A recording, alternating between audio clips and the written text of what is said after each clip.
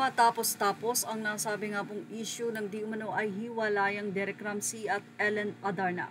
Sa kabila ng mga issue na ito ay hindi naman nagsasalita pa si Ellen Adarna at Derek Ramsey kung talaga bang hiwalay na ang dalawa.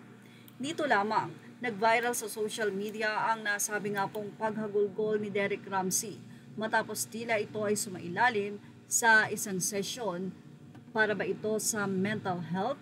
Ito nga ang nasabi nga pong pagtatanong ng mga netizen. Bakit nga ba napahagulgol si Derek Ramsey? Wellness retreat dito sa Bali, Indonesia. At habang nga pong nagkakaroon ng session ay hindi nga po napigil ni Derek Ramsey na humagulgol.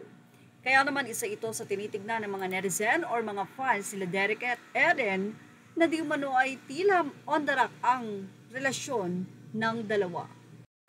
Marami ang naniniwala na tila hiwalay na nga sila Derek Ramsey at Ellen Adarna dahil na rin walang nakikita na post na magkasama ang dalawa. Kabilang pa dito ang pag-iisip ng mga netizen sa nasabi nga pong pag-iyak ni Derek Ramsey na may problema talaga ang mag-asawa. At ang mga naging post dito lamang sa social media ni Ellen. Hindi man ito tahas ang sinasabi na hiwalay na sila ni Derek Ramsey pero mukhang ito ang kanyang ipinapahiwatig sa social media. Hindi ba kinaya ni Ellen Adarna ang pagsasabi sa kanya ni Derek Ramsey na crazy? Dumating nga ba ang panahon na sa pagbibiroan nila mag-asawa ay hindi na ito na-gets pa ni Ellen or talagang pinagsabihan siya?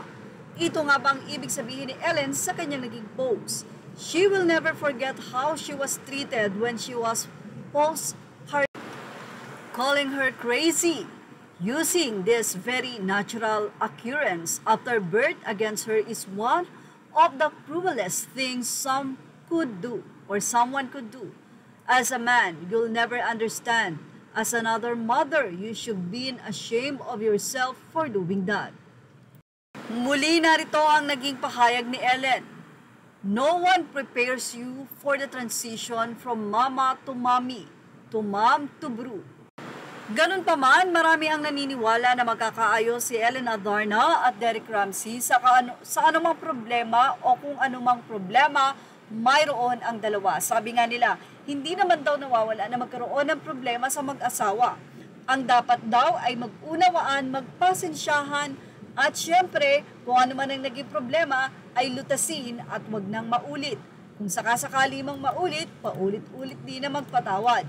Ilang mga netizen ang nagsabi na mukhang hindi na makikipagbalikan si Ellen dahil parehong ang mayaman ng dalawa, nandoon ang pride nila sa isa't isa. Well, ano masisay nyo about dito? Ilagay na ang inyong opinion sa ating comment section. Images are all credit to the rightful owners. Thank you for watching. Showbiz Now.